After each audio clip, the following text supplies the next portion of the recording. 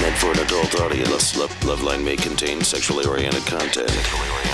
Listener discretion is advised. LoveLine with Adam Carolla and Dr. Drew. Hey, everybody, it's LoveLine. I'm Adam. That's Dr. Drew. Phone number 1-800-LOVE-191. Dr. Drew, board-certified physician, addiction medicine specialist. Jack Osborne is going to be in here tomorrow night. Talk to him all about whatever he's all about. Hear how Ozzy's doing and all that. Drew going to be in New York tomorrow night. I shall. Yes? Yes. You watching the Grammys tonight? No. How'd it look? Looked good. Yeah. I mean, normally... I mean, Janet wasn't there, so I watch. Yeah. You hate to see those shows. I mean, I don't like award shows because I get uncomfortable when people that don't know each other read off a teleprompter simultaneously. It just... I saw Quentin Tarantino reading off the teleprompter. He looked like he was coked out of his mind. And I just saw him, and he said like 3 syllables. I had to leave the room. Like it's weird. There's something bizarre.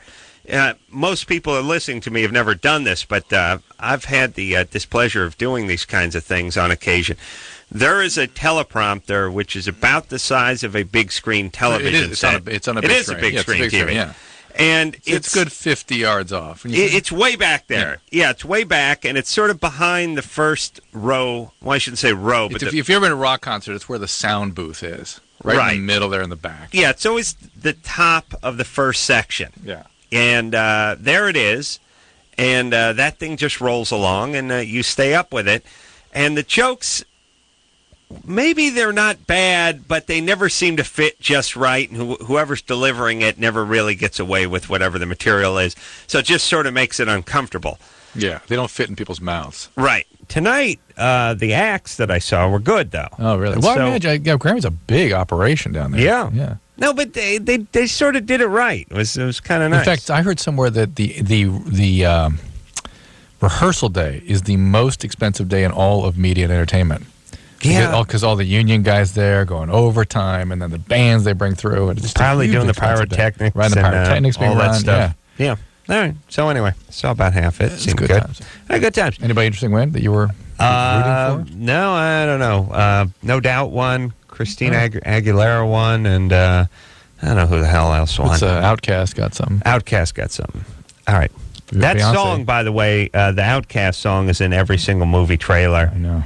I mean, it just they must have stuffed it in. It's in every single movie trailer. It's in every commercial. It's just they just shove it into every movie trailer. Speaking of every commercial, Chevrolet has picked up what's the band that you love so much from the 60s, 70s? Vehicle? No.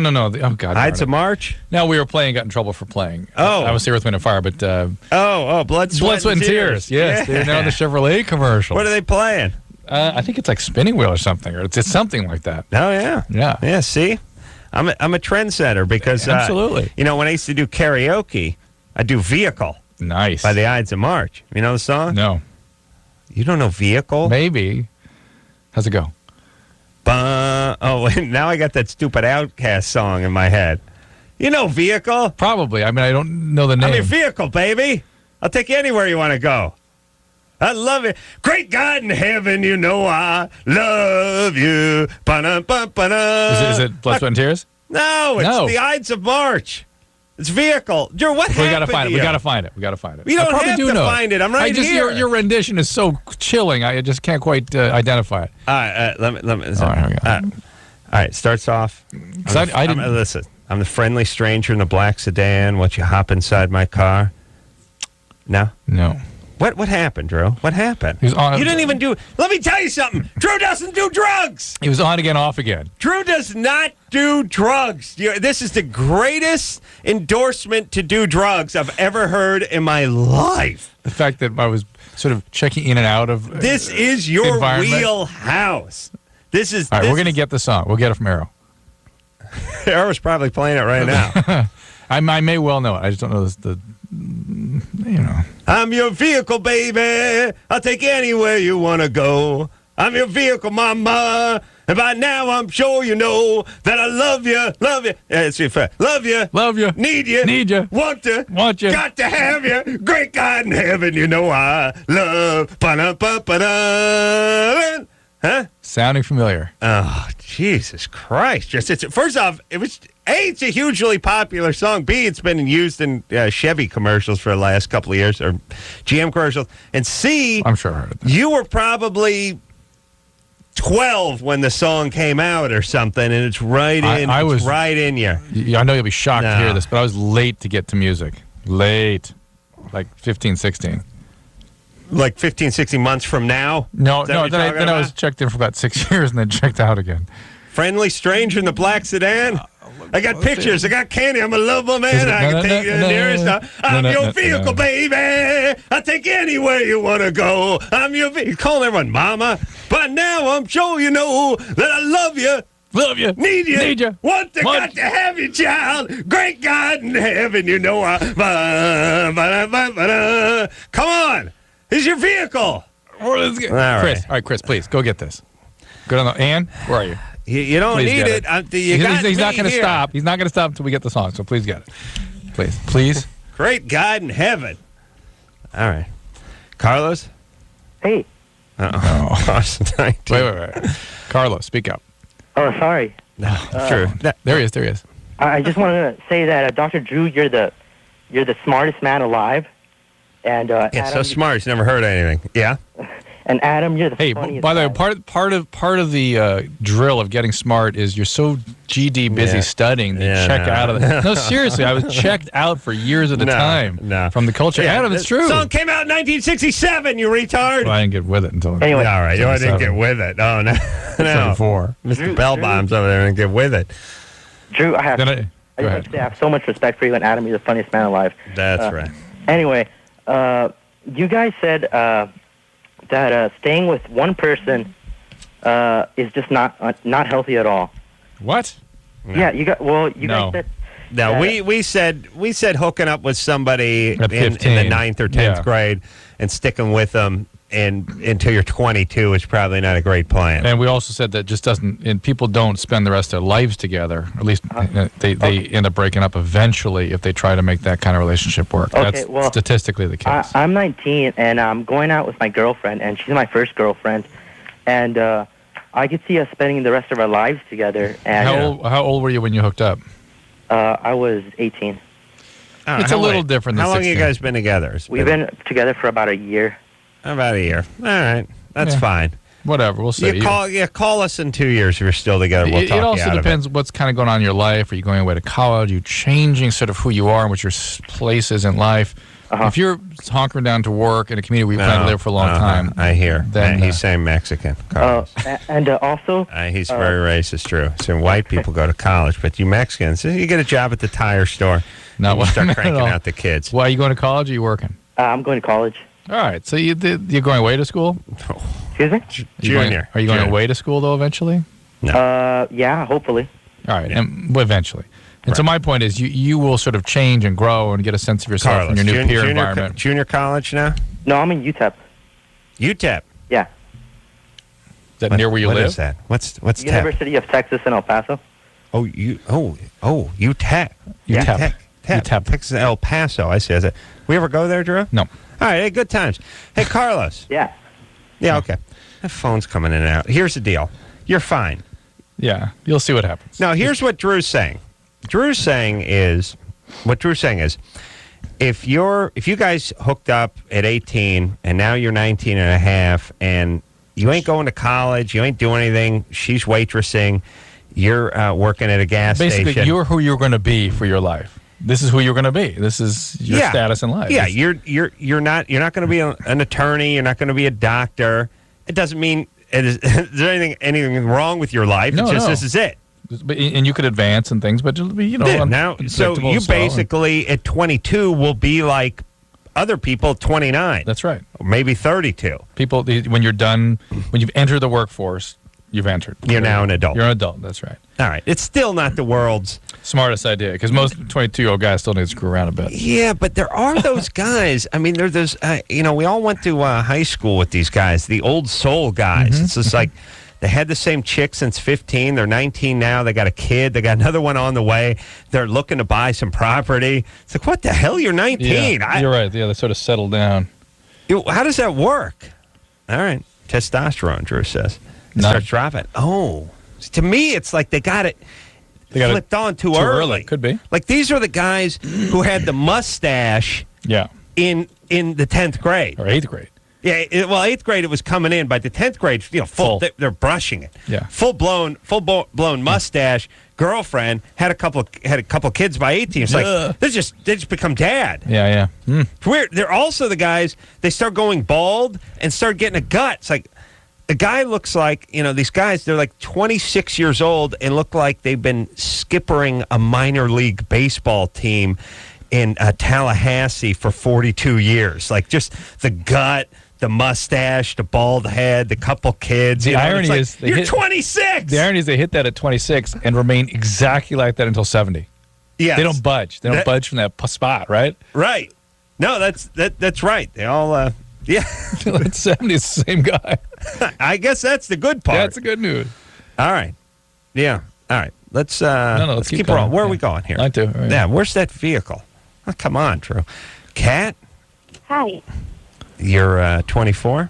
Yes. What's up? That's where you talk, Kat. Go ahead. Oh, okay. Well, I've been in a committed relationship for about 4 years now. Mm-hmm. With the same guy. Mm-hmm. Everything's been going great. Thus, the committed relationship. Same guy. Same guy. Write that down. About 4 years. I was just Hold on, elaborating. I can't write that fast. Go ahead. All right. Okay. And I've got sort of an unusual problem going on with our sex life. Mm-hmm. And it's mainly just with me. I don't know what's causing it, but anytime that I have an orgasm, I get uncontrollable urges to eat. And I will gorge myself. Wow. Any special kind of food you eat? Does that have to be sweets or can it be protein? Well, it's never celery sticks. Whatever I'm craving. Mm-hmm. Just whether it's sweet, whether it's salty. But it's kind of limited because I'm a vegetarian. Mm-hmm. And in the past maybe 3 years, I've gained close to 70 or 80 pounds. Mm-hmm. How much do you weigh? Right now? No, let's say first year of junior high. I weigh about 195 pounds right now. So you went up from 115. I'm 5'3". Uh-huh. Hold on, let me do some radio math there. 5'3", 195, was it? Yeah. Drew, what's 2 times 7? 14. 14. See a little reversal in this one. Might be 5'3", 187. I'm coming around this way. And 1 times 5? 5. 5. So, and then 14 and 5? 19. 19. And then 19 minus 2 is? 17. 17. Okay, I got 5'1" and 32... 17:30 seconds. So just a little bit, over 5'1" and a half, close, and 207. Yeah. Yeah. You're fat. Drew, please. We know. Kat. Yes. Sorry. Okay. It's amazing to me. It's amazing to me that vegetarians. Well, I guess not so much now with the whole Atkins thing, but vegetarians they can keep the weight going pretty good there. Oh, yeah. Yeah. Oh, yeah. And how often are you having the orgasm? Well, we're very active, probably about 3 or 4 times a day.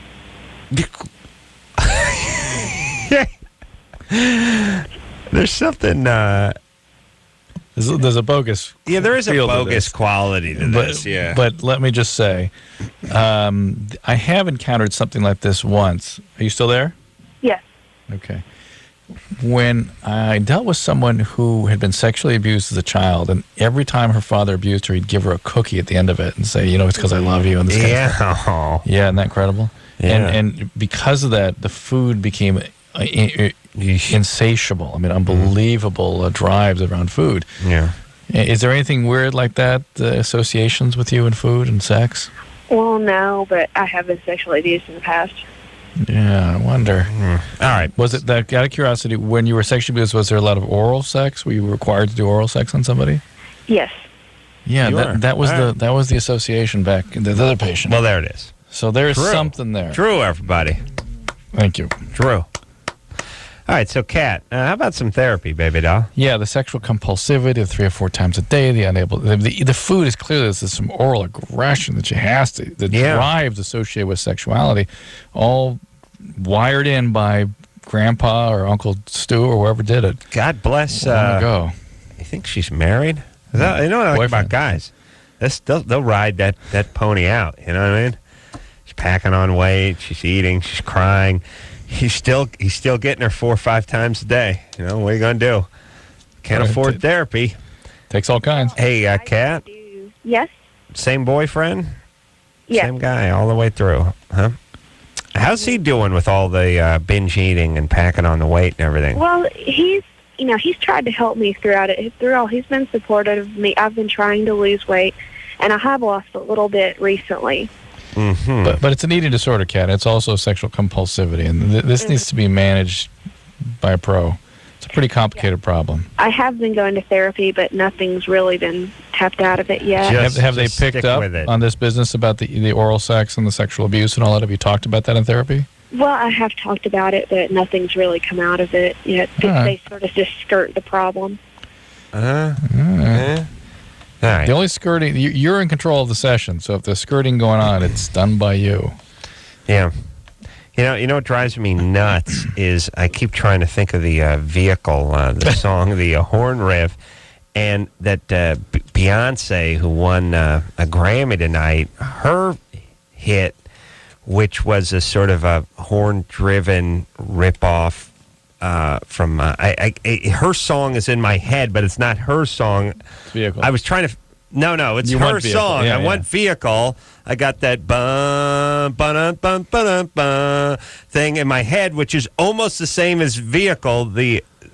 All right, it's the Beyonce song, and then that's a ripoff. And by the way, how do you win a Grammy for someone else's song that you sort of sampled? The part that people like about the song is the part we liked about the song 29 years ago. You know what I'm saying? Her doing it, you know what I mean? No, I know, but I just mean when you sample somebody's song, I mean it's what we respond to it. Like the reason a song's a hit today, the reason you like that song now is because you like the part that you liked then in 1976. Yep. So what? I don't know. Maybe it's the category. I don't know. True. We should get someone's radio show and warm it over. Adapt it. Yeah, adapt it. Yeah. We'll do the same Except thing. We'll leave the part in that people always liked. Yeah. I mean, nothing against Beyonce. She was in here. Wow, God, it was 3 or 4 years ago. Sweet as Sugar. With the rest of them, right? Yeah. The Eve's Plum, or whatever the hell that band was. What was that band they were in there? Come on.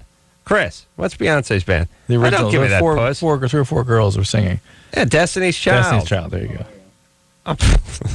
I need him for this. We met them Let me tell you what everyone in this, except for Engineer Anderson, who comes up with an answer every once in a while. Everyone else standing around me is only good for me to say, who was that? What was that? Where was that? Until you come up with it. Eventually I come up and they go, bingo.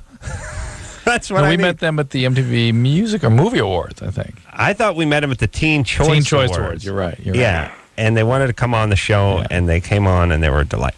Rebecca. Hi.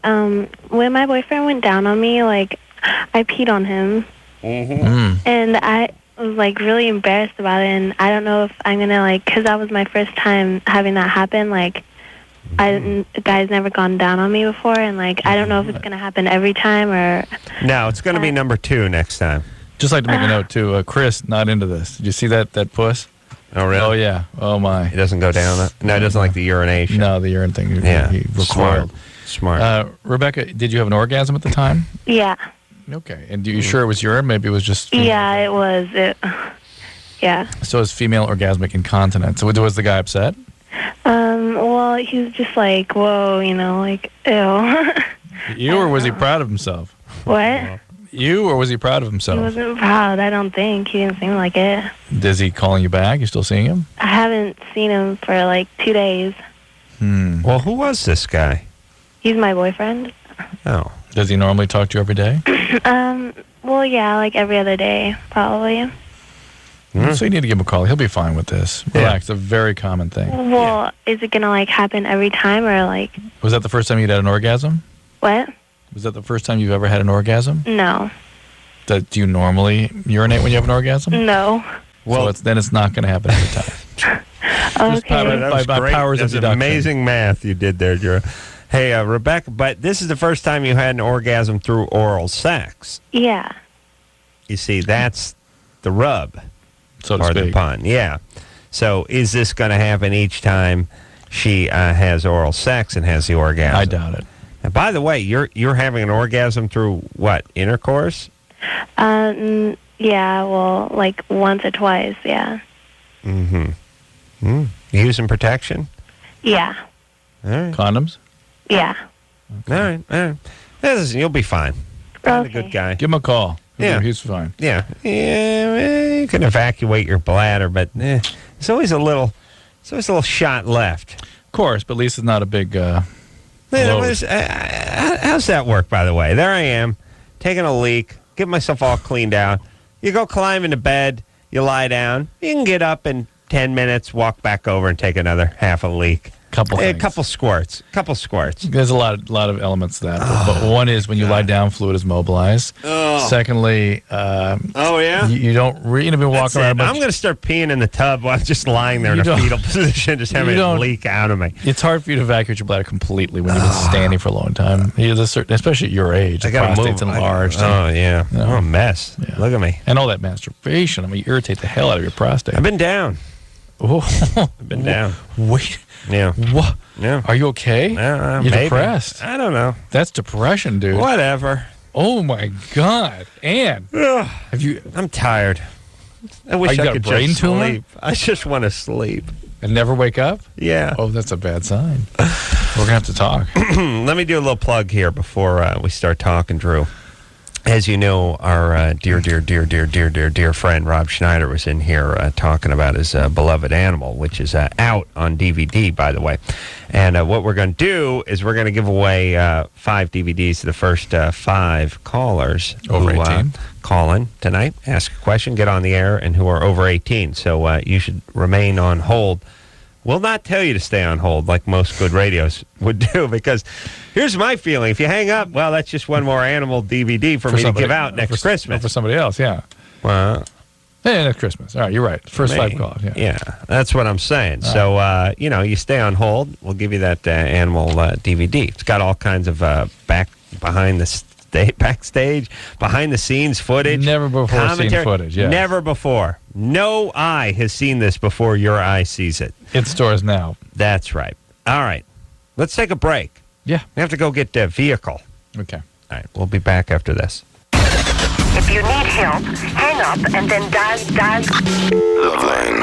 1-800-LOVE-191. LoveLine will be right back. Every hour, 2 Americans under the age of 25 are infected with HIV. Protect yourself. Call toll-free 1-866-344-KNOW.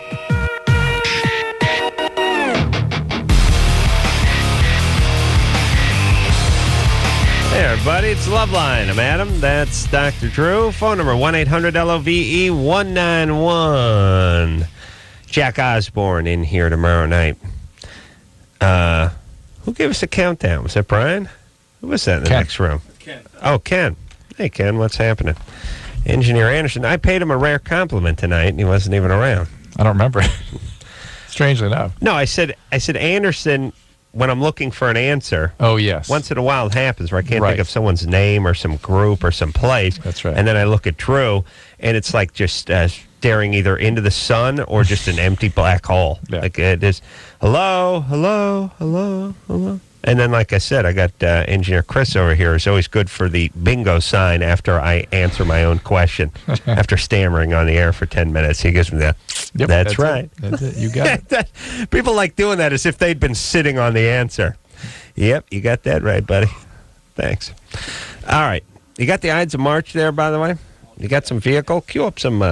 This is a song that I made famous through my... come on, Drew. Pick karaoke number for me. Chevrolet started using it a couple years ago. Yeah, I'm familiar with it, but I always thought it was sort of Muzak music. I never realized it was played in... No, come on. Hey! Friendly Stranger, the black sedan. Sounds like Blood, Sweat, and Tears, doesn't it? Yeah, it does. Same kind of thing. Is your vehicle? No, come on, No, bud. swear to God. No, come on. No. Come on. Let's really Heard the horns. Focus. Here we go. We're getting to it now. You got.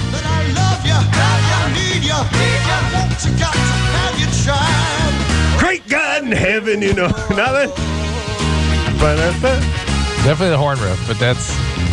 Friendly Stranger in the black sedan? I never heard it as a song that you sort of listen to on the radio. You want to be a movie star? You're going to take it to a Hollywood. Nothing.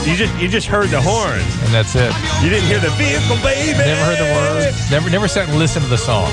I tell you, you think I sweat in the studio when I'm on a Jag? You got to me bust out my vehicle, get the crowd going. Need you, have you, child? Great God in heaven, you know I love you.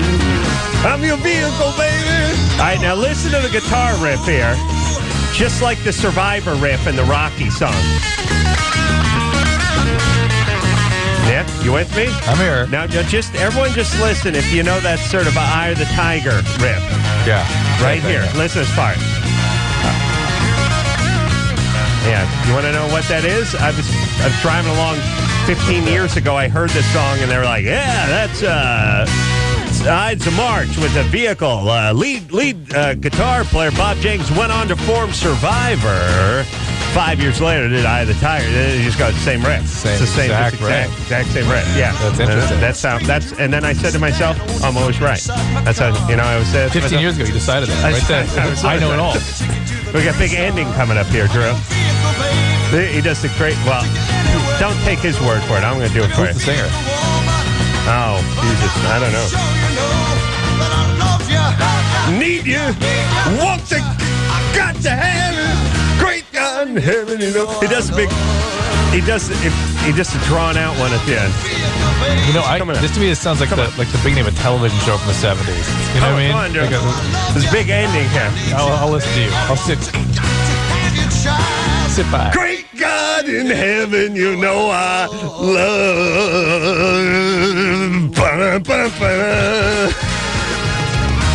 Yeah. Come on, buddy. That's awesome. That's awesome. Yeah. He's problem is everything that sounds like 1973 gives me like a panic attack. I know. You really you're like some sort of concentration camp survivor. Just blocked out everything. Yes, I started looking at the numbers on my arm. When Drew's like, no. And you're like, come on. You heard of Burton Cummings. Oh, no! Yeah, remember the Guess Who? No! He holds his ears. He starts running down the hall screaming. Drew hates the 70s. Matt? Yeah. You're 20?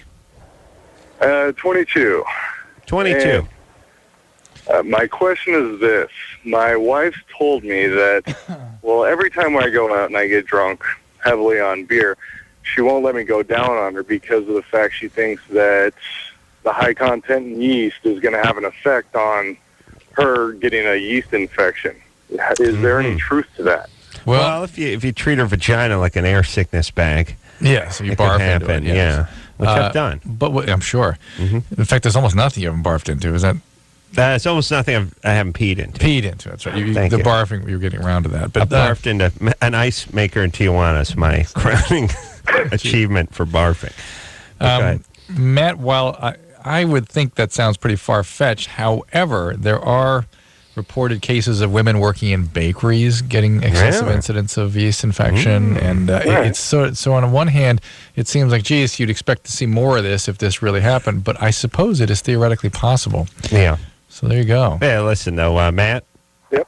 I think she's just trying to tell you not to drink so much, is really, in a diabolical way. She's sort of holding back because you drink so much. Yeah. And listen, maybe I'm getting old, but going down on the old lady when loaded it's now fallen off my top 10 things to Matt's do. Loaded every night, though, see? Oh, okay, so no choice, yeah. Right. Yeah. I wouldn't remind... And you too. Oh, me? You're loaded every night. Yeah, every night. So that's it. She's done, huh? No, I gotta go, that's it. I go, well... Yeah, but I get a dignified loaded, I don't get that sloppy the beer frat. Yeah. I have a glass of wine. That's a nice smell, too, isn't it? Yeah. That beer frat boy smell. Yeah. Danielle? Yeah. Yeah. You're 20? Back in the 70s again. What's up? Okay, so I have this problem with my boyfriend. Every time we've ever messed around, he never gets off. And he says that it's not me, and I've asked him what I could do. And he said that everything feels good, but he doesn't know what's wrong with them. And he said sometimes that he would like to go longer, but I can't go longer. You know? How long do you go? Oh my God, for like an hour and a half each time. Oh, really? Yeah. Wow. How is he on any medication? No. Does he masturbate? Probably about once a week. Ooh. Well, they just got to pick that up a little bit. Or lessen it? Yeah, once a week. Lessen it's not going to, then it's just going to shut off altogether. Yeah. Now, does he, he wants to go longer? No, he wants to have an orgasm. I mean, he couldn't have an orgasm within an hour and a half? Correct. And he wanted to go longer, but it's not clear that if he went longer, he'd still have one. Yeah, I think if he can't do an hour and a half, he ain't going to do it. Well, here's how it is with the orgasm. It's like if you're taking a little batting practice at Dodger Stadium, and the guy's throwing batting practice throws you a 5-gallon bucket full of BP balls. It's about as good as you're going to get. And you don't get one out of the infield. You took 75 cuts. You haven't got one out of the infield yet. You don't need a 76. No, It's not like, well, if we keep going, eventually I'll drive one into the parking lot. No, you've had the whole bucket. We can tell. Yeah. Nothing. That's it. That hour and a half, that's a bucket of balls. Oh yeah, plus, right? Yeah. Okay, you're done. So the list becomes sort of: is he anxious? Does he have any medical problems? Is there? He's had his bucket of balls, Danielle. Is he? Is he up something about this relationship, or or his anxiety about it, or is he on medication, not telling you? One out of every so-and-so guys just can't do this during intercourse, and something coincidentally, strangely enough, those are the guys that can do it during oral sex. Well, yeah. He can't even do that during oral. He doesn't do it during oral. No, see, the thing is he said that he's had relationships before that every time sex is involved, something goes wrong. No. Something's wrong. Something's up with this guy. Yeah, something's up with this guy. That is a BS sort of excuse that he hell does knows. That even mean? Well, but you know what? He knows he can get a girl to believe that. Yeah. You see what I'm saying? That's nonsense. Because that's something a chick would do. Right. Or exactly. say. That's not a guy's thing. I think my bet is every time sex was involved, something went wrong. You mean? What does that mean? Like the ceiling fan landed on him while he was banging her? It means he got his feelings hurt. The relationship's gone bad. Yeah, no. That has not stopped a man in history. What the? No, if anything, it helps your chances. You set the hook a little bit if you're into somebody.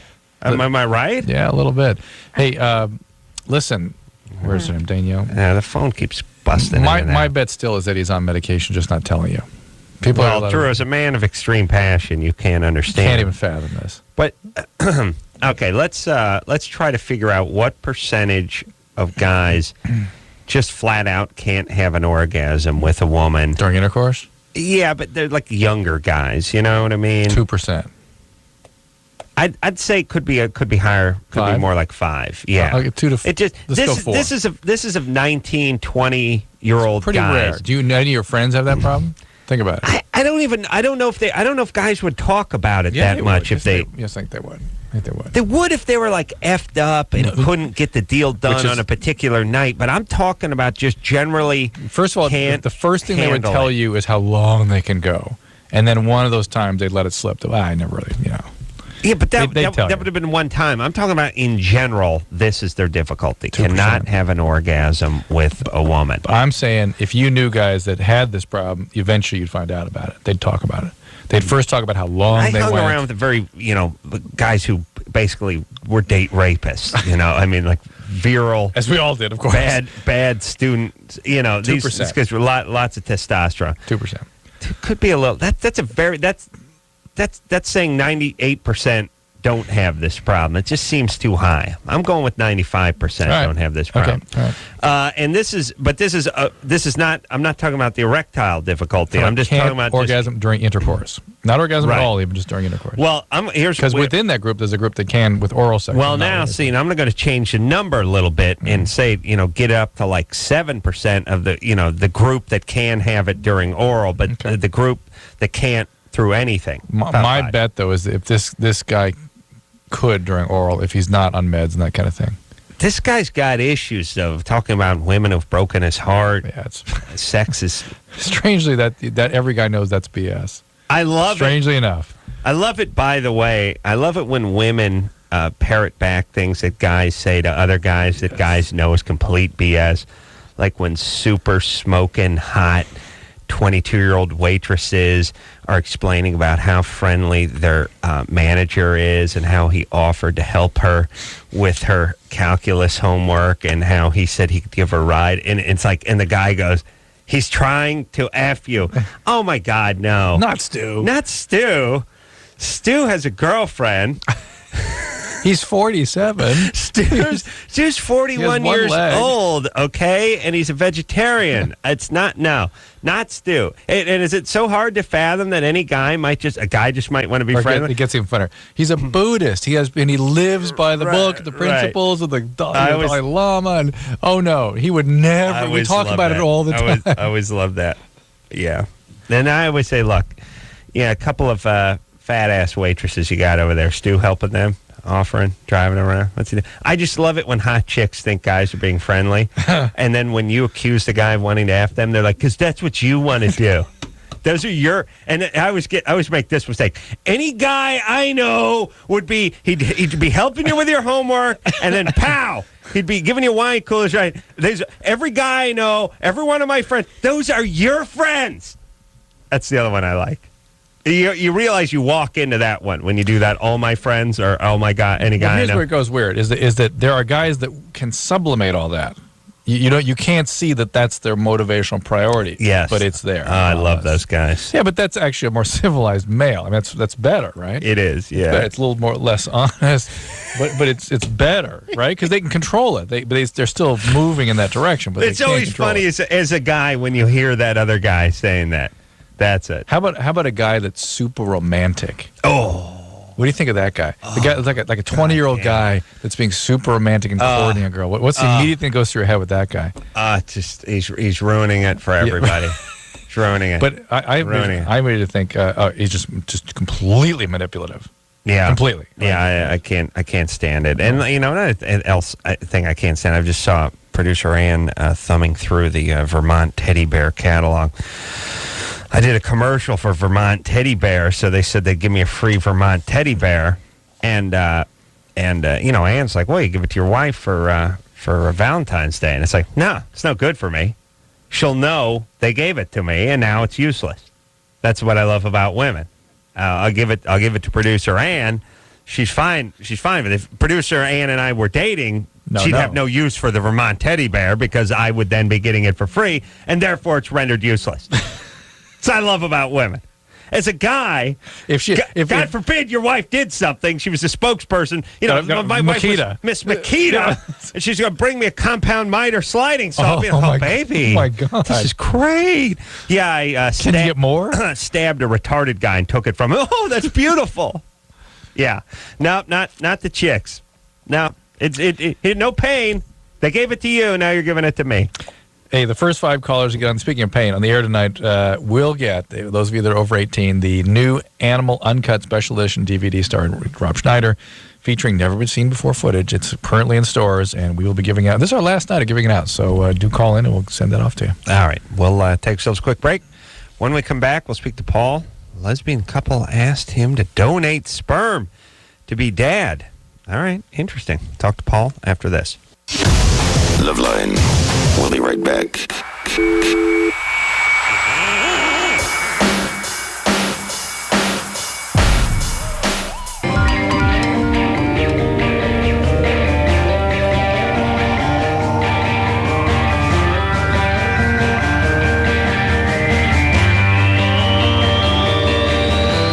Hey, everybody. It's LoveLine. I'm Adam. That's Dr. Drew. Phone number 1-800-LOVE-191. Jack Osborne in here tomorrow night. I was thinking, I think it was Saturday. Maybe it was Fridays. I was attempting to take a nap. No, it was Saturday. You know, when people always say you can nap when you're dead? No. Yes, they do, yes.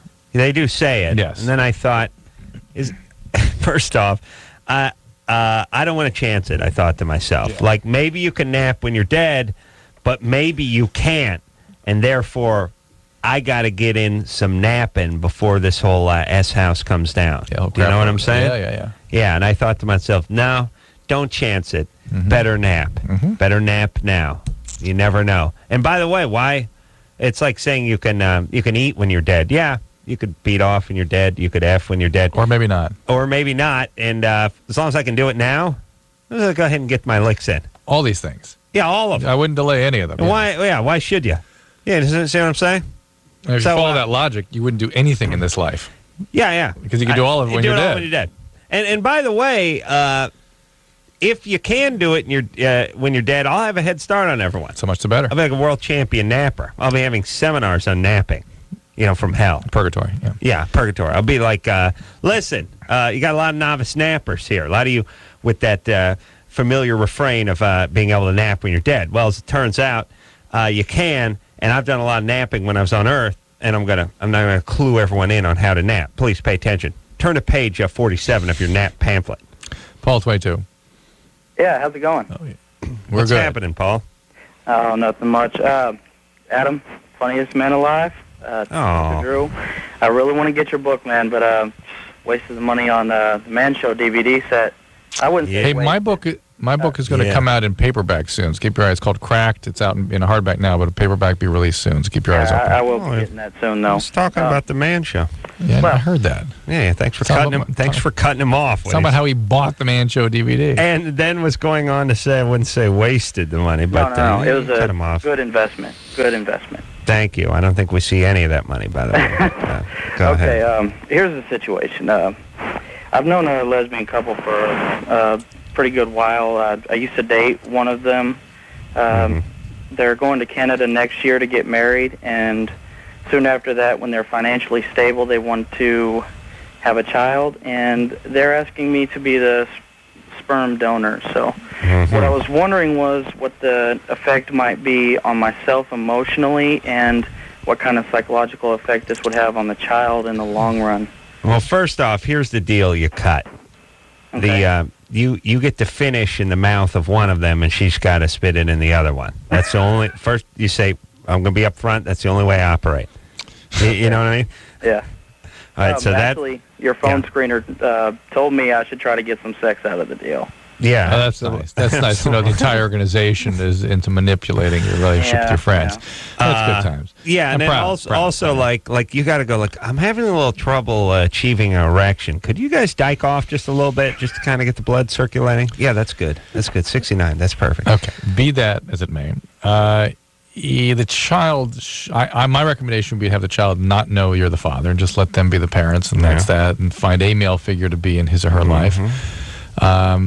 Drew, what? Let me ask you this. I know this. We're going to keep going with this, but it seems to me that, if I got somebody pregnant and, then she hooked up with some other guy and I never knew about it, and then I found out at some point that I had a 13-year-old son running around that was being raised by another, it would be kind of weird. It'd be weird. Would you get over it? I would, because I'm a robot. Right. I mean, I come from a long line of just robots that don't hug or know anything. They don't. No one cares. So I don't really care either. Okay, But I would get over it. Yeah, I'd get over it very quickly. But it would nag me a little bit. And I don't know if it wouldn't bother as much as it bothers guys who aren't robots emotionally. But I think I would be much better off if I said, here's my sperm, take it to Canada, have a kid. I wouldn't feel like that kid was mine. What if you continue to be friends with those girls? I still would. I suppose you would have some sort of bond that was above the bond that you would have with just a couple's child. There is sort of a genetic fitting, people theorize, between parents and child. That there's sort of an attunement, that just specifically genetic fitted sort of resonance. All I'm saying, different so you would feel it, between. Yes, you would, but different than ex-girlfriend who, when we broke up, unbeknownst to me, was pregnant with my son or daughter, and me giving a jigger of jizz to the lesbo couples heading up north. Right. I somehow that would be a more mechanical, scientific act. But wouldn't you want to stay out of that child's life so you didn't confuse the child? I would want to stay out of the child's life so I couldn't confuse me or the child. Really, right. that would just be weird. See, that's the thing. I think you're not either. You're going to have to be completely in the child's life forever. Yeah, which will be sort of confusing to the child. And how much of a commitment are you really going to make? And is the child going to feel sort of you're going to undermine the lesbian Plus, parents? then it gets weird, like later on in life when they're 22 and then we get married. You can pay for the wedding. It's like, and you're not a good dad. Kid's 13. He got caught beating off in class or something, and it's all weird. What if it's a girl and that the unavailable dad now becomes the alluring thing? Yeah, you'd want to just stay out. You get out of there. Stay out. Yeah. Yeah. So, all right, we make a contingent on that. This is good times, so. All right, so you can do it, but stay away. You're done. Jennifer? Yes. Your boyfriend just told you that he has herpes. Mm-hmm. You had unprotected sex 2 times. Uh-huh. Yeah. Hold on, Drew. I always know what time it is. Don't worry. Unprotected sex 2 times, and you want to know if you're going to get herpes. Right. All right. Hang on a second. We've had a phone line that the people at home can't hear is cut out. So we can't hear what the people are calling or saying to us. Yeah. But the home people can. Right. Which is really your worst case scenario, if you really think about it as a host. Yes. Everything from us not hearing what they say to me saying, oh, I didn't hear you, because everyone else heard. Yeah. And actually, we had this problem for about a year before Engineer Anderson explained to us that it was only us that couldn't not hear what they were saying.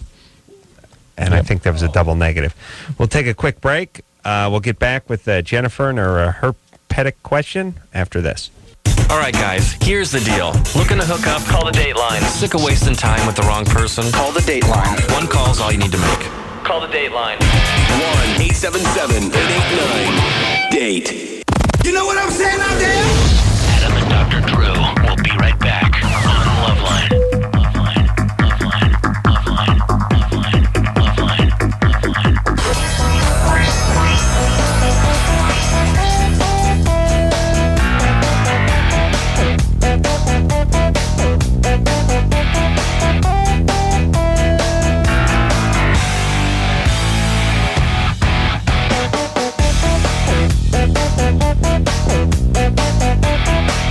Hey, everybody. LoveLine. I'm Adam. That's Dr. Drew.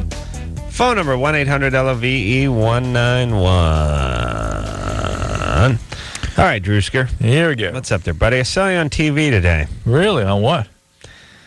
I don't know.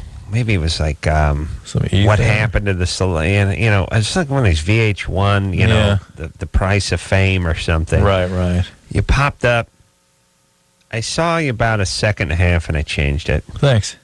I got to be honest with you. Good vote of confidence. Nice. I just thought, I'll see him tonight. That's enough. Listen, I would have changed myself just as fast. Oh, I know. Yeah. That's why I don't take offense. Yeah. There was I was more curious with some feedback, but I had no idea what it was. But I tell you what, I think that was in that room that was made by the guy that built your new house.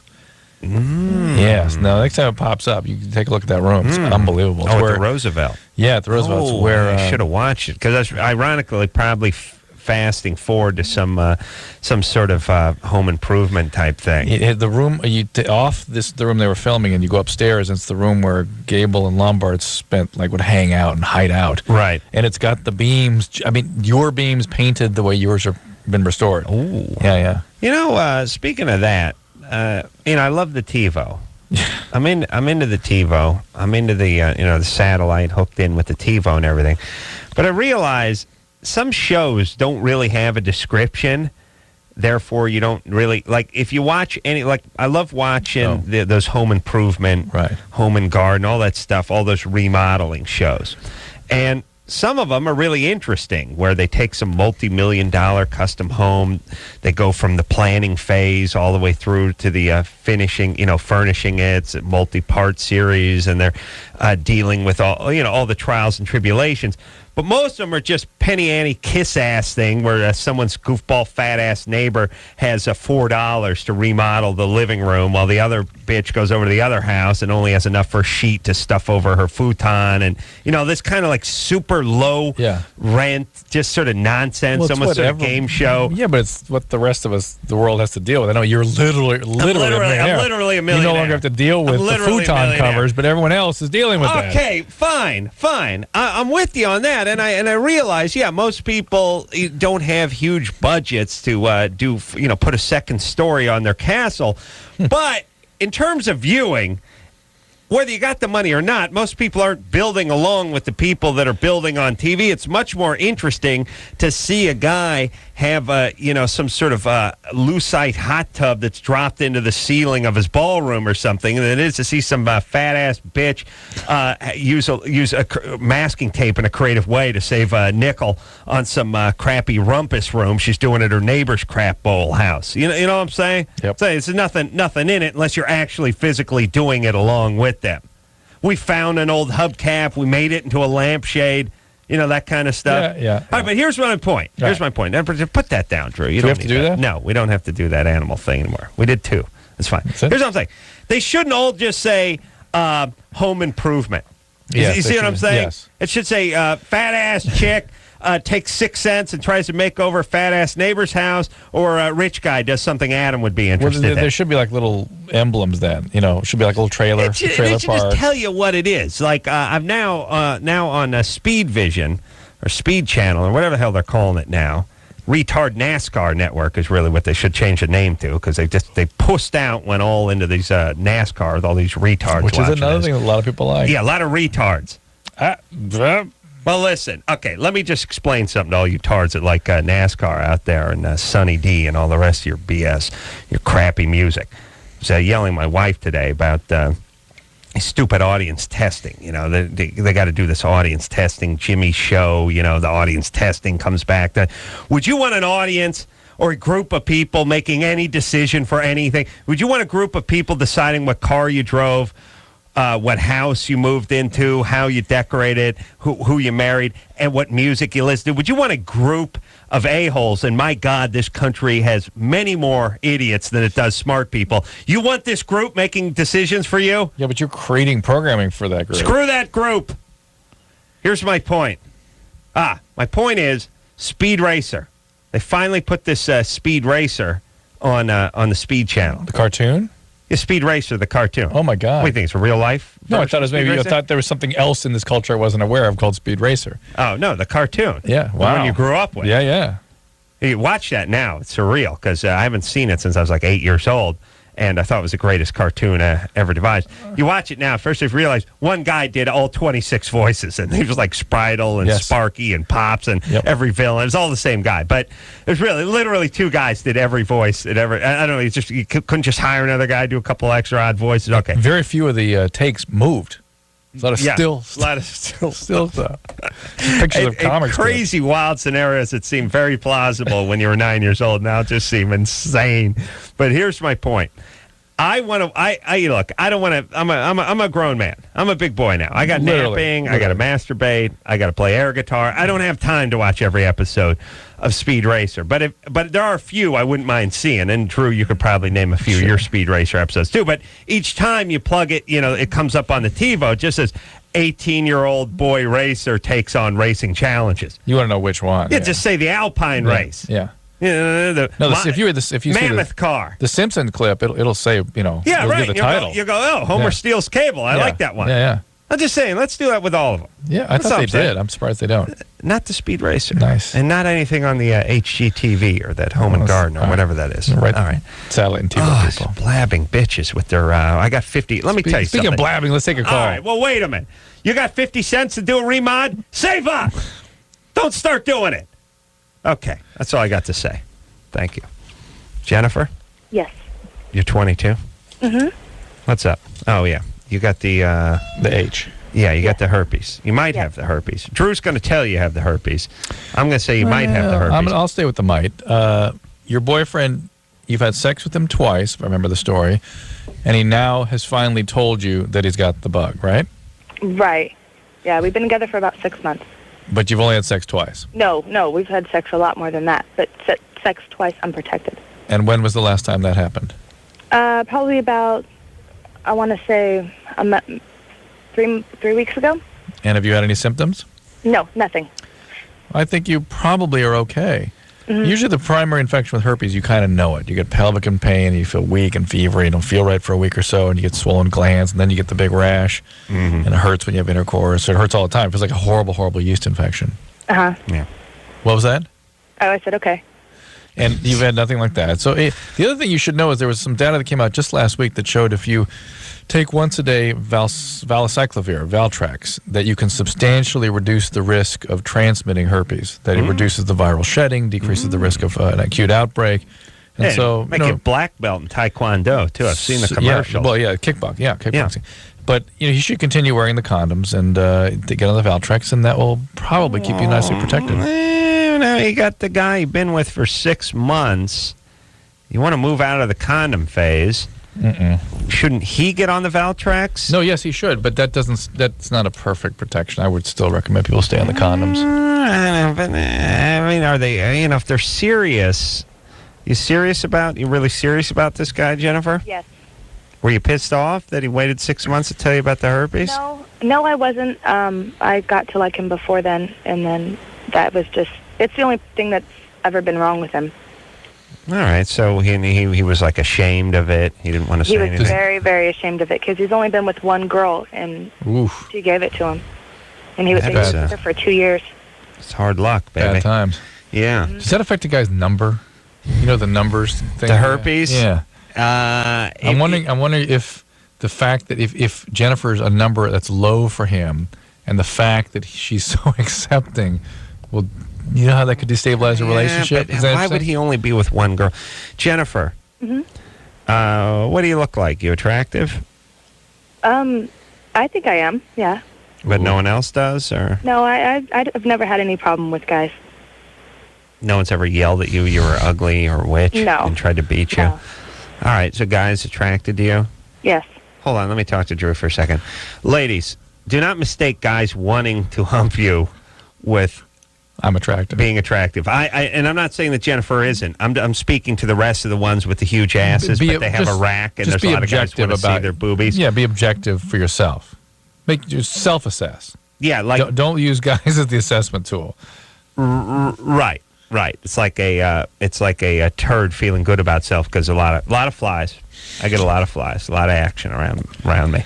Yeah, I'm not saying this is Jennifer. I'm just saying we'll talk to a lot of chicks. They're like, yeah, I'm 5'1", I'm 205. I got no problem with the boys. They like that. I got a nice rack. I show it off. They want some of that.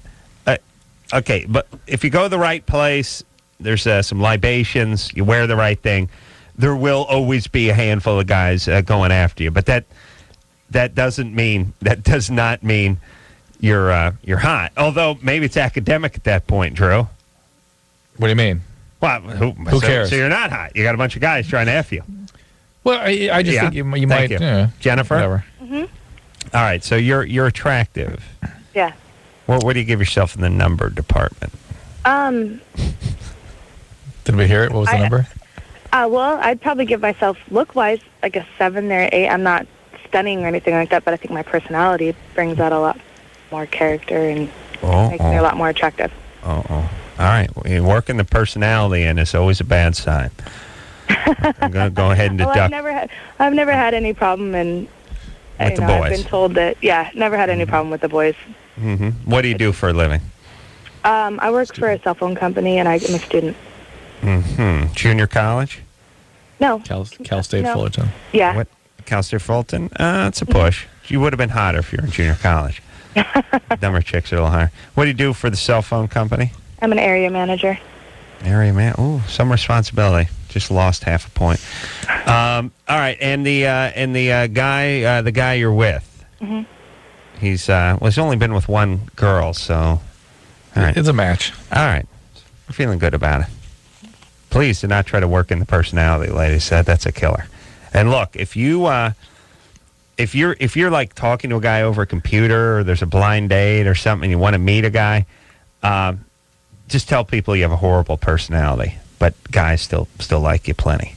Yeah, that's really you would know you were dealing with a super smoking hot chick, right? You're sending a signal. Yeah. Guys interpret those signals. Yeah. Based on their experience. So, here's the whole thing too. It's really don't start replacing the looks with the personality. It's great to have a good personality, but it's like if some chick said to me like, "Well, do you have a big penis?" I was like, "I got a big personality." How about your ass? I've been told that makes my penis look bigger. Is your ass hairy?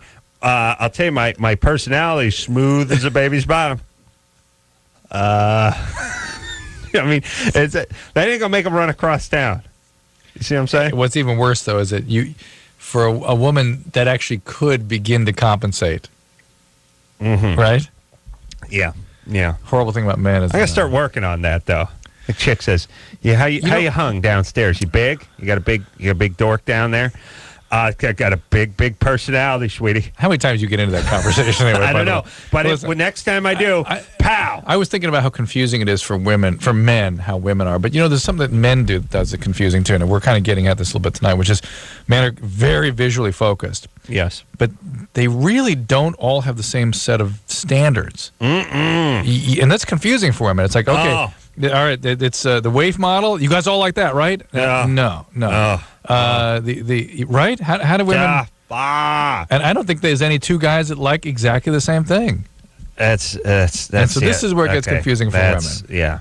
No, this is like Kimmel's love of Gillian Anderson from X-Files. Great. You like preteen boys with page boy haircuts and freckles on their back and little pointy razor nipples.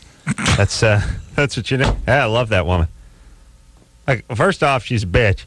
Secondly, she's got an A cup. Thirdly, why don't you go find yourself a nice 13-year-old teenager to have sex with?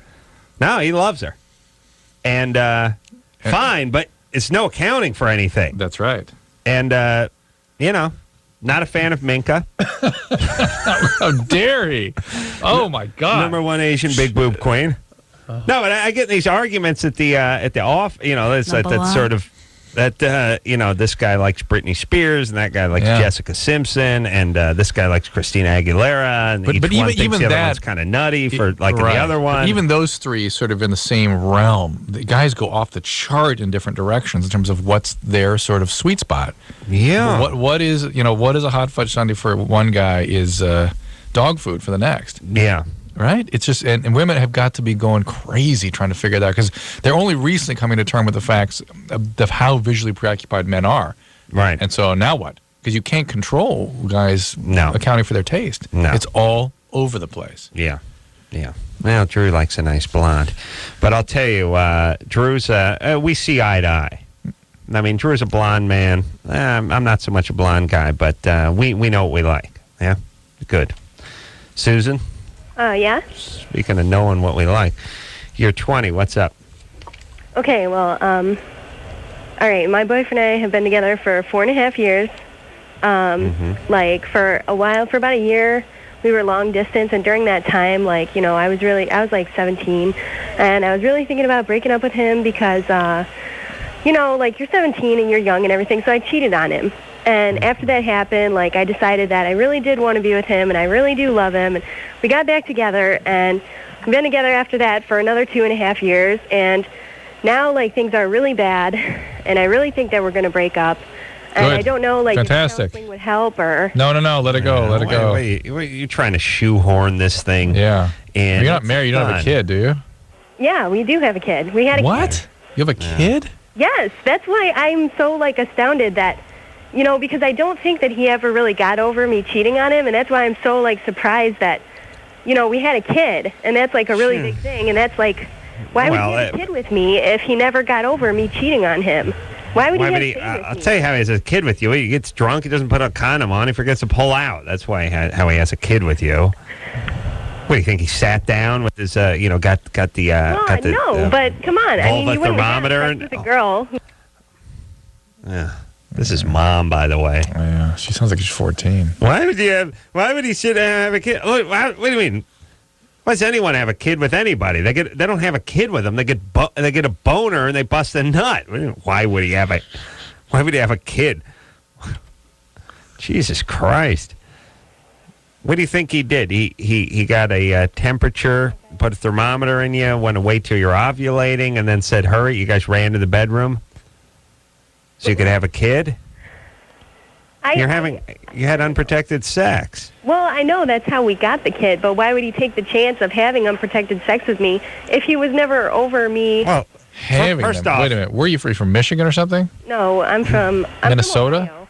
Ohio. What are you doing in Phoenix? My dad lives out here. And where is he? I don't know. He lives down here. I don't live with him. We live in our own place, but you don't live with your boyfriend? No, we do. I live with my boyfriend. Why didn't you get married? When he said, where's he? Yeah, I know. We never wanted to. I don't know. We just never did. We didn't think, when we had the baby, we just didn't think that would be a good idea to just get married. Okay. Because all right. Well, let's see if we can. I almost want to smack these two. Why? Just because we had the baby, we didn't think it was a good idea for the baby. It's like okay. Well, look. Let me explain a few things, Susan. This man of yours, what does he do for a living? He's a cook. Cook. He's a cook. Okay. Alcoholic. All right. Well, here's the point. First off, maybe it's Mel from Alice, because I think he was in Phoenix and was a cook. Are you married to Vic Tadeback? What was that? Okay. Here's the whole thing. You asking this cook guy with a boner why he wanted to plan a family with you is really like asking a raccoon why it ran toward the headlights in the road. It didn't know. It's got no answer. It's an instinct. That's all. So that's a stupid thing for you to mull over and over again. Secondly, you have a kid. You don't seem like you're that in love with the guy. Yeah, young guys do have difficulty getting over things like cheating and stuff like that. So, number one, no more kids. But see, I think what's more likely that, yes, number one, no more kids. But the cheating thing, I think, is more symptomatic of how screwed up this relationship is to begin with. And the fact is, he was just clinging to her because he needed a life preserver. Now he's feeling a little more secure, a little more, he's got a job, and now he's done with her. Well, I don't know if he's done with her. It's not that he can't get over the cheating thing, although that bothers him. Now he wants to get back at her, I'm sure. But the reality is he just feels secure now, ready to move on. How do you know he's done with her? Is he done with you, Susan? I guess so, yeah. He acts like he is, and I'm doing things for my life. And that's another thing, like, I think he's a little bit depressed. I don't know. All he does is work, and he only works part-time, and he's not in school or anything.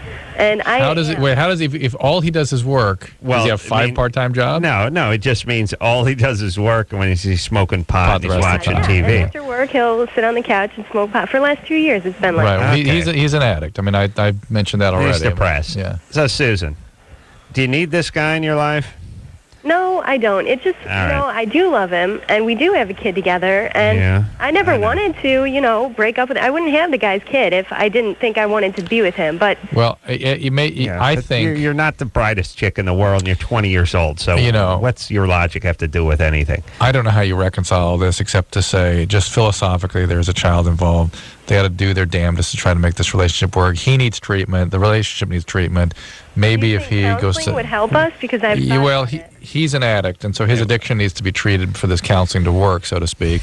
But at counseling, that should come up and be discussed, and his motivating him to get treatment will be part of the counseling process. Right. And really, again, philosophically, you guys should get married, commit yourself to one another, and then do the work together you need to do to reconcile this on behalf of the kid. Well, here's the whole thing. You need to now... Okay, I know this sounds trite, and it's all ground we've been over before, but I don't think we've ever really broken it down this way, which is after you have a kid, your satisfaction in life, or much of the things that you get a source of satisfaction from or a well-being from, are things done on behalf of the child. It certainly should be. Yeah, that's the phase of life you're in. You get a little nutty with it, Drew, but in general, you should be in that phase where it's great to see your kid play Little League. It's great to know that you got a raise so that you could move into a bigger house, or you could buy a safer car with an airbag.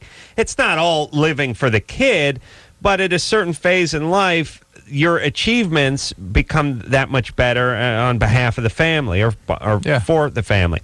Now, this is why you can't have a kid when you're 21, because you're just not in that phase where you're looking to make someone else happy, and you really shouldn't be. I mean, when you're biologically, you're not, men in particular, are not wired that way at all. When you're 21-year-old guy, you're not your daughter taking her first steps is not, it's okay. But listen, biologically, it's not a great thing. You just mentioned how nutty I get with being that way on behalf of my own kids. Even I, as nutty as I am, that way at 24, 25, 21. No way. No way. No way. Yeah. So it's hard to ask somebody to do that. I mean, to go against the sort of selfish biology. Right. Even if they're wired to do that, they can't do it at 21. Drew was programmed to put himself in front of the speeding train for his family. Yeah. And even the guy who was programmed for it at 21, 24, 26 even. 28. No, it was in no position emotionally to do it. Although I'm sure you would have... something would have turned on with you and you would have risen to the occasion. No, really, the ultimate irony is because I'm so much the way I am, knowing I had to be ready to be able to do all that, I really knew I was not ready. Well, the point is so many people in this country aren't pre-wired to be that way. Spit out a few kids. The guy's 20, 21, 22, and that switch, there's no switch to turn on. Yeah. So, I don't know, It certainly ain't going on at 22. Overall, damage control, no more kids. Condoms. Number two, you guys got to come together on behalf of the kid. Yeah. And work it out. Whatever it is, whether you stay together, where you break up, whatever it is, it's all for the kid. Yep. That's it. All right, we'll take a quick break. We'll be right back. LoveLine with Adam Carolla and Dr. Drew. 1-800-LOVE-191. We'll be right back.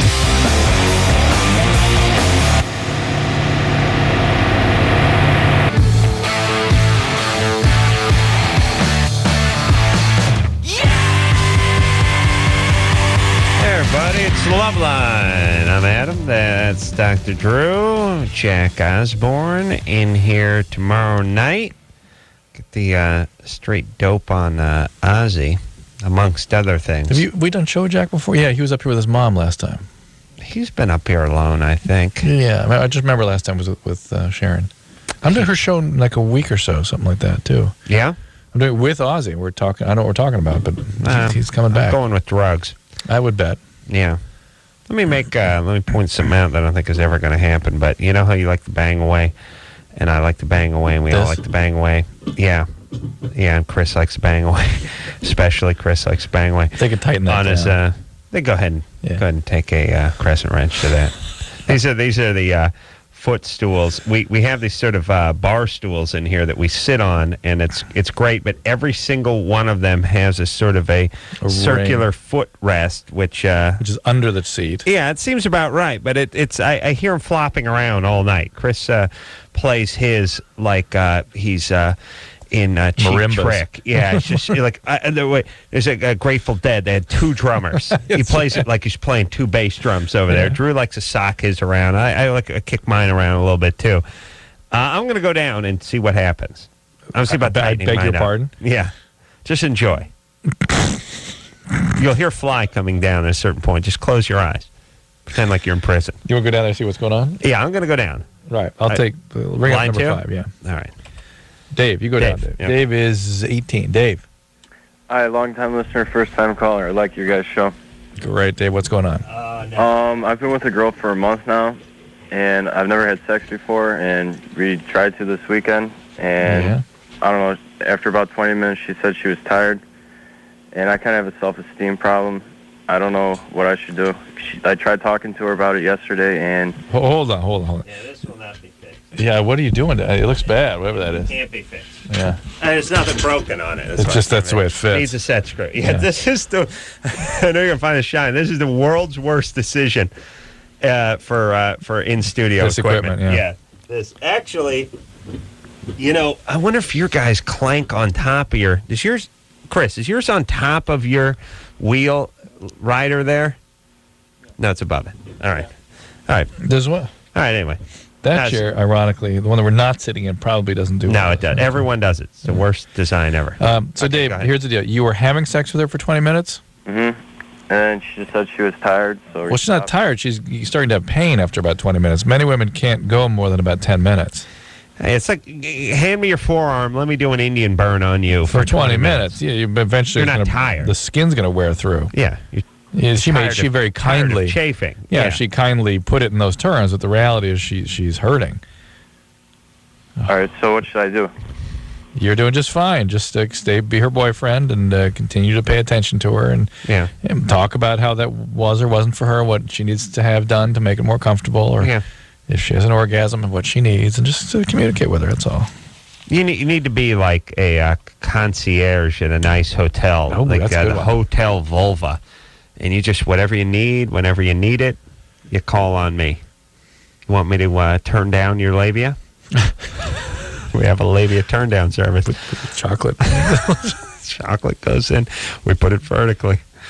It's a chocolate on your pillow. By the way, I know it's great, the chocolate on your pillow, but is there anything worse than you just having a big mouthful of chocolate before you go to bed?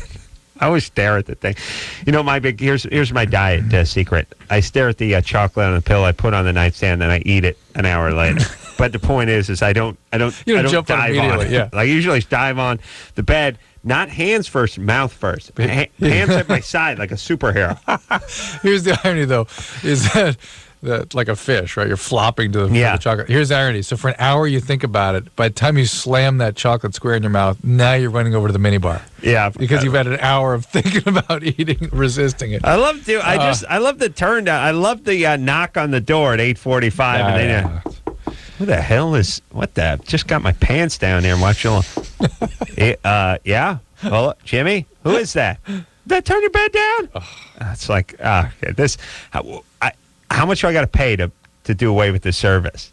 I don't know. Is there something you could check or something? I mean, there's got to be some box that says I don't need someone to come. Sign out there. You have to put the sign out. That's what I do. Because you forget about it at 8 o'clock at night. You're in the shower or something. I don't know.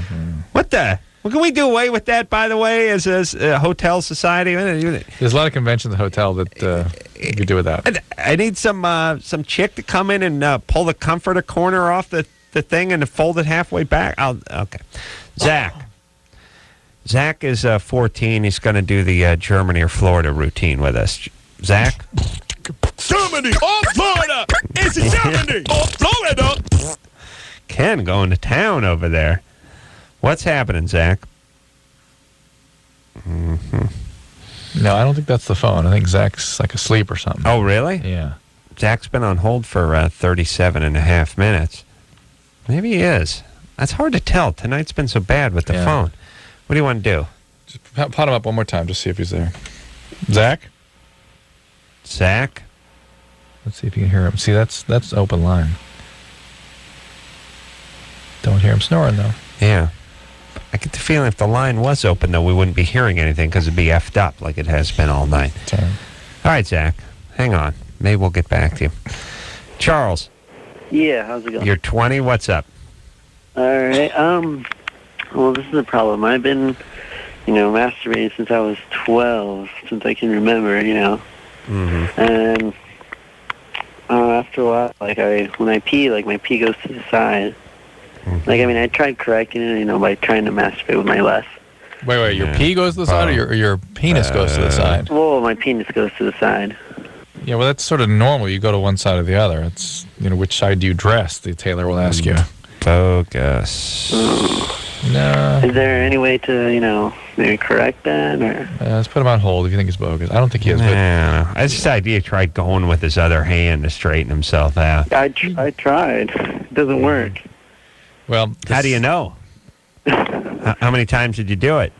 I tried doing it about a month. I just gave up. It's not. You gave it a whole month with the left hand after 8 years of going the other way. Yeah, I got it down to where, I can do it maybe in a commercial. Oh, really? Proud of you. Yeah. I can do it in 15 strokes. You got me there then. Oh, no. It's not a play of the game. Yeah, it's name that bone. It's Jack That Dork. I can jack that dork in 15 strokes. Jack that dork. No, come on, Drew. I can jack that dork in 14. 12. Jack that dork. There and back is 1, right? Or is that 2? The rules will be worked out ahead of time. It'd be a good game to play. Oh, yeah, no doubt. That would be awesome. I mean, you just start. I don't know what is 1, 2, 1. All right. Well, you're working that. Let me answer this question. I'm just saying. You would start. It'd be like Name That Tune. Really? Would it really? Well, a lot of kids don't know Name That Tune. I see. That's true. I did like it. I did like my strategy of dropping down 2. Yes. Went from 14 to 12. That's very innovative. Very aggressive. I don't know. I'd have to work it out, but I think it would for a guy who was a sort of champion, pro style jacker. Let's see, there and back. Well, okay, let me do it this way, Drew. Up and back is 1. Up and back is 1. Up and back is 1. You doing up and back every second? 1,000. Yeah, roughly. Second, a quarter, a second. Again, another confusing thing for women. Guys in championship form, he's having an orgasm in 2.5, 3 minutes. Yeah, which you know is what I mean? 120. Yeah, 120 is 2, 150. So that's what I mean.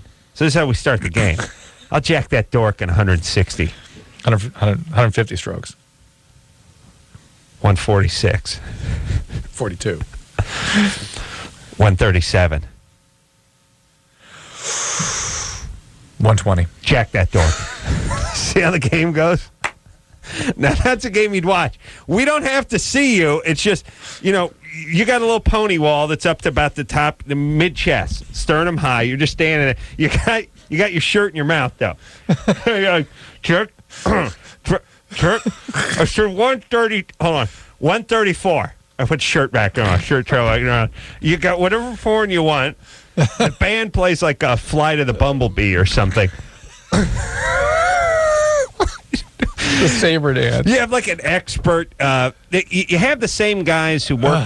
The guys. The big fights. They have this CompuBox thing where at the end of the fight they go. The guy threw 587 jabs and 426 power punches. Have that same guy. Whoever's tally, he's got a little clicker. He's like a bouncer at a popular bar. We have a laser. We have a laser sort of. You break the. You have to break the beam. People would watch your show. I'm telling you, it's up to here. Sweat, beading on the forehead. He's going. He sees his mom waving in the audience. He's like, "Christ, no, Mom." No, Mom. Mom's out in the audience. Thumbs up. You can do it. All right.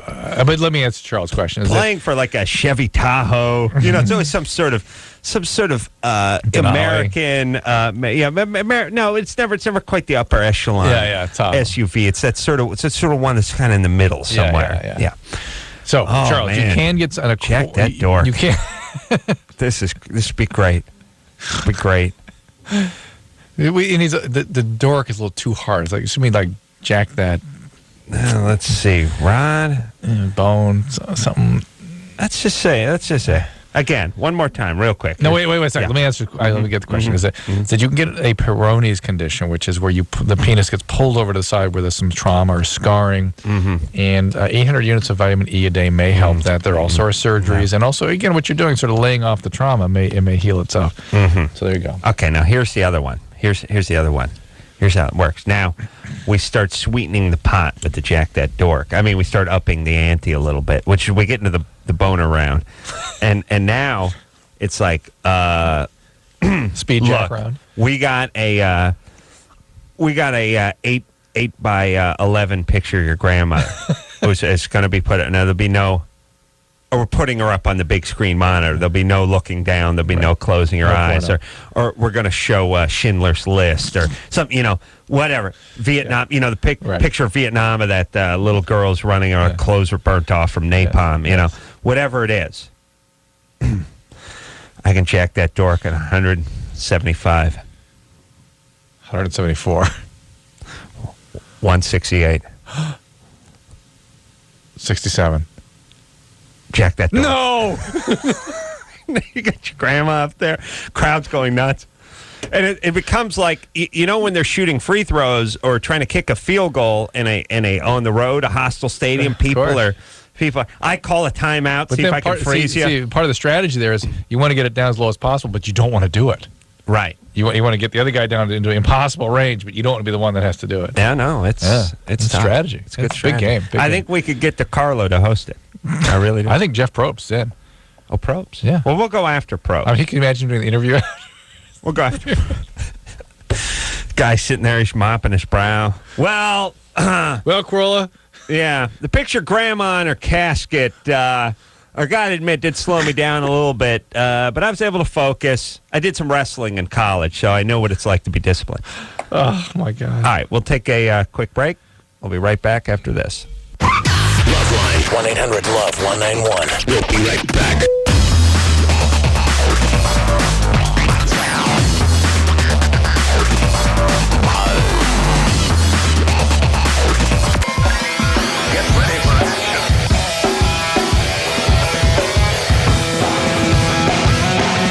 Hey, yo, LoveLine. I'm Adam. That's Dr. Drew.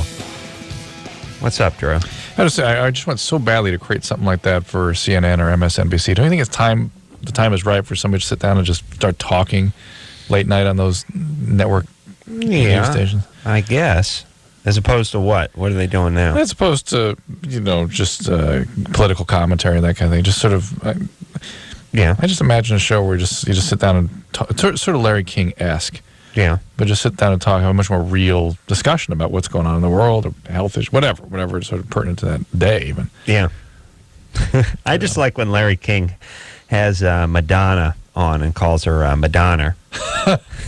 Like she's some horrible pass to get through. For settlers who are heading west. And I like when he calls her Madonna, and then I also like the fact that her kid's name is Lourdes.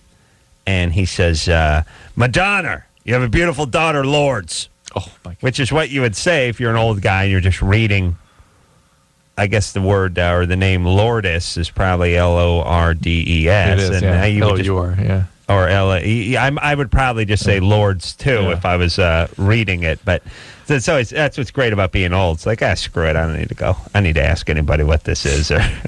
Madonna. My favorite, I love when the A gets yanked off and the R gets shoved in there. I find that amazing, especially since there's plenty of words where you need the R and that gets whacked off and then the A gets put back on.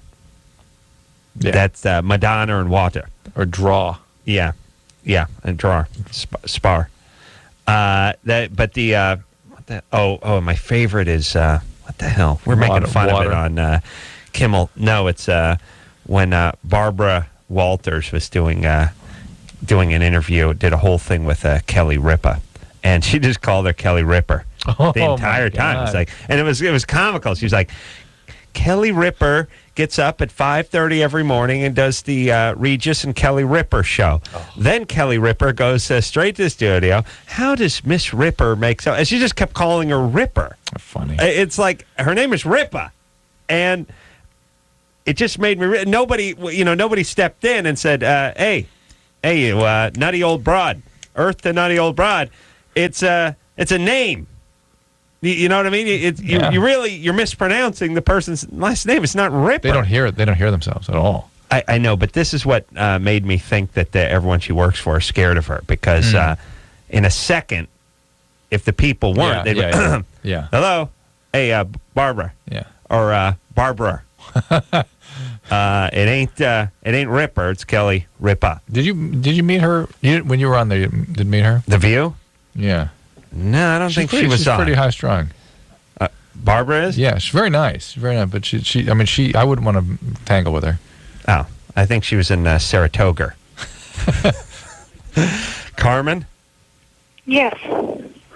Carmen, you're 21. Yes. What's up? I'm 21, and my husband is 22, and we got married about 7 months ago. Mm-hmm. And in this time, we've been together for about 4.5 years. Mm-hmm. But his penis is crooked downwards. Mm. Like, I don't know. It's crooks downwards. Yeah. And Now, I always thought that might not be such a bad thing because that's sort of the direction the vagina goes, is kind of downward like that. But we had Dr. Alter up here, who's actually coming up to replace, going to be up here next week while I'm out of town. And he was saying that he often has to correct that curve surgically because it falls out a lot. It's painful for women when guys have that downward curve. Yeah. All right. Well, you want to know what to do about it? yes. Is there any way to Is there a way to fix it? Again, you can try the... It doesn't hurt me all the time, but sometimes it does. You can try the vitamin E, 800 units a day, and then if not, listen on Thursday. Dr. Alter will be in here. I think it's Thursday, isn't it? Yeah. Here's Wednesday. Wednesday, I think he'll be in, and he'll be talking about this kind of thing. Here's the deal. Okay. Popsicle sticks and zip ties. Popsicle sticks and zip ties. No. Here's and epoxy. Here's the whole... No. No? The zip tie is good enough. Okay. I'd hold it against the stick. Here's the whole thing. And plus, you want an adhesive that's got some flex on it, like a subfloor adhesive, something that doesn't get hard. It'll get brittle. Things that dry hard break. They get brittle. They got to have a little flex to them. Okay. All right. See what I'm saying? Yeah, gotcha. Okay. No, not you, Carmen. Listen, there is a surgery. He doesn't want to do that unless it's a real serious situation. Right. Eat the 800 units of vitamin E. That'll help, according to Drew, though I don't believe it. But it couldn't hoit, as the Jewish doctor says. And Dr. Alter, the guy who has a very strange name, or an apropos name, because he does the sex gender reassignment. Bigger euphemism than gender reassignment, by the way. Do me a favor and push him again a little bit on that business about you being a three-limbed person caught in a four-limbed body. Because that rattled him a bit. Well, of course, he had nothing to say about it. Yeah. Here's the whole thing: is you think, well, the guy's he's a doctor, he's a urologist, he's a plastic surgeon. I mean, Drew, as a doctor, can tell you this is a fairly brilliant guy. Yeah, he's a smart guy. To know what he knows, to be one of the few guys who has both those boards and both certifications is pretty damn crazy. Oh my God! Yeah. I mean, it'd be like being on the Olympic hockey team and on the Olympic gymnastics team. I mean, it's pretty amazing. He went stuff. back and got his plastic boards when he was like late 30s. I mean, your brain's fried by plastic. then. Yeah, it's crazy. But so he's definitely an impressive guy, but. As we've talked about, he's used his genius for evil, like Lex Luthor. So we'll talk then. Anyways, he's a compelling guy, and he'll be in here Wednesday or Thursday or whatever this week. And we'll talk to him about this Peronis and how it goes. But yeah, the whole idea of he's doing the Lord's work because it's after all, there's a woman trapped inside a man's body. I just love how that's passed. It's sort of like right up there with wardrobe malfunction. Really? What's that mean? Does that mean anything? I just like how we've I see. What about me? I got Napoleon trapped in me. Nothing? What? I'm nuts? I'm nuts because Napoleon is trapped in me and you're a victim because there's a woman trapped in you? Really? They're not the same thing. We're both not nuts. Only I'm nuts. Because I got the Emperor of France trapped in me, and you got a chick trapped in you. Yeah. Oh, you're saying, you poor guy. Was she forced into childbirth? When was she crawl up your ass? When did she show up? No, you're nuts, just like I am. Thank you. We'll be back after this. Here it is. Bottom line, it sucks being single today. Tons of lame people and no decent prospects. Call the Dateline. Call the Dateline. Call the Dateline. 1-877-889-DATE. LoveLine will be right back. So get your problems ready. Ready.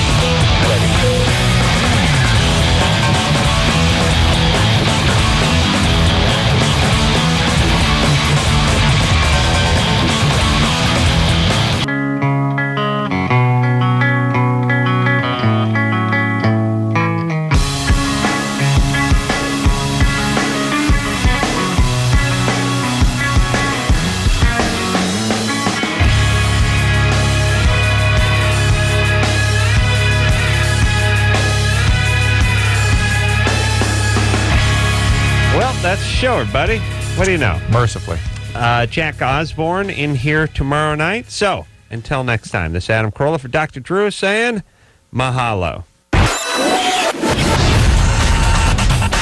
This has been LoveLine. The opinions expressed on this show are not necessarily those of the staff, management, sponsors, or this station. The producer for LoveLine is Ann Ingold. LoveLine is a presentation of Westwood One Entertainment.